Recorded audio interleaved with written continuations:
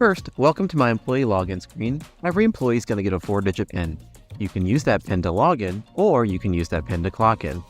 For example, if I tap my clock button there on the bottom right, it gives me the ability to clock in or out. Additionally, when I do clock in, if I have multiple roles assigned to me, I can select that role for the shift. Lastly, we can also keep track of my hourly wages, and that information is going to be reflected in the payroll report.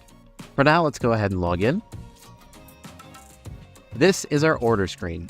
Now, if I want to ring in items, all I need to do is tap on a category and then tap on one of the items. Also, if there's a specific item that I want to find, instead of browsing, I can also use my search box up here to go ahead and search for a specific item. And then lastly, if I had a scanner attached to my system, I could scan the barcode on the item and then ring it in. Now, let's say, for instance, I scanned in an item and the item is not in my system. Well, what's going to happen in that instance is a window will populate, giving me the ability to quickly add the item to my catalog. Now, in this example, my UPC line is blank, but if I actually scanned a barcode, that information would be in the first line, and then all I need to do is fill in the relevant information, such as name, price, and category. Now, a few more things about entering in items. I also have the ability to make some managerial edits to items. For example, let's say I perform a long press on this rooster toy here. As I hold my finger down, it opens up a new window and it shows me some information that I can change and update. For example, here you can see I can change the price. I can enable and disable tracking inventory. I can update the stock, or if I'm performing inventory, I can edit and correct the stock. You can also see I can mark the item as out of stock, print a label, or update the UPC code. Another thing of note here is you can see that I do have an item rung in on my cart screen, but let's say that was made out of mistake. It's very easy to delete an item once you've rung it in. All I need to do is swipe to the left on the item like so, and then I can tap the trash can button. Additionally, let's say I want to ring in an item multiple times, I can go ahead and I can use my quantity bar there along the top. So for example, let's say I want to ring in 3 of those roosters. I tap the number 3, and then I tap the rooster there, and there you can see 3 of them are now rolling. I also have a few different item types that I want to show you as well. So for example, here you can see my first item is grooming services. This is an hourly based item. So for example, when I tap on it, let's say the grooming service is going to take 2 hours based on the size of the dog. So there I tap on the item, I ring in 2, and I hit apply. Now you can see it charged $25 per hour for a grand total of $50. Next, I can also do items by weight.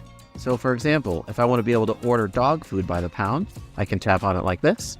Now from here, I have a couple of different options. If I have a scale that's integrated within the system, then when I take that dog food and I put it down on the scale, it's going to automatically read out the price. If I don't have a scale that's integrated, I can manually enter that information by tapping on the screen and putting in the weight. Then it'll automatically calculate the price. And there you go. Next, I can also do items by length. So for example, if I tap this pet blanket here, you can see that if I want to sell a blanket based on its length, so for instance feet, I can do that. So we're going to say this is a 6-foot blanket.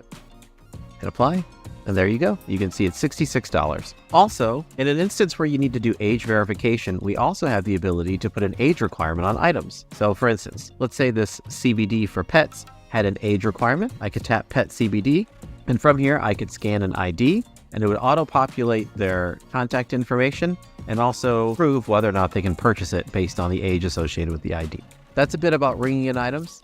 Now let's talk about some of the customer-based options that we have. So to do that, you're going to notice on the top left of the screen, I've got a person icon. I'm going to associate a customer with this order. I tap on that button, and today Dana's going to be the one being cashed out. So I tap Dana. Now you can see one of the things is that there's a note associated with the Dana entry. He gets 15% off of all merchandise. Now that we're ready to cash out the transaction, let's go ahead and tap the pay button there in the bottom middle. Now, one of the things you're noticing is that it does show a cash price and a card price. If this account was set up for, say, dual pricing or cash discount, then those prices would be different based on that program. Now from here, I can cash out the transaction pretty easily. Let's say Dana handed me $250. I could just type in $250 and then tap cash, and it's going to tell me my change due. I also have a few other options. Now, if I scroll down here, you can see I can cash out by gift card. I can also invoice this to Dana as well. In that instance, Dana would receive an email and a text message that would have an embedded payment link where he can take care of it through his phone, his computer. I can apply a discount on the whole order, set the order as tax exempt. I can also redeem a coupon or retrieve a deposit. Lastly, I also have a loyalty program that I could be utilizing. For instance, it's a dollars to points program. So for example, every $10 you spend, you get a point, and that point is worth $1. Or every $20 you spend, you get a point, and that point is worth 50 cents. So if Dana has loyalty points, I could tap on that, and I could discount his order today. Lastly, I also have the ability to apply this transaction to a house account. Within Quantic, you have the ability to set house accounts and house account limits. So that way, throughout the month, throughout the year, transactions can be applied to a house account and then taken care of later on. Now with that transaction all ready to go, I also have a few more things that I want to show you as well. If I open up my sidebar here, you can see you have the ability to manage your customer database. So for example, here if I go into data, you can see he doesn't have a house account, but he does have 73 loyalty points. I can review my orders, I can print coupons, I can also review my point of sale reports. So for example, if I go into my POS reports, you can see I can review everything that took place today, as well as any sales that are specific to an employee. If I need to manage any of my hardware or manage my cash drawer, I can do that. Here you can see I've got my drawer started at $500. When I get to the end of the shift, I can put in however much I counted and close the drawer. Before that though, if I ever need to do any pay-ins or payouts, I have that option as well. So if I pay a vendor from my drawer, I can do that.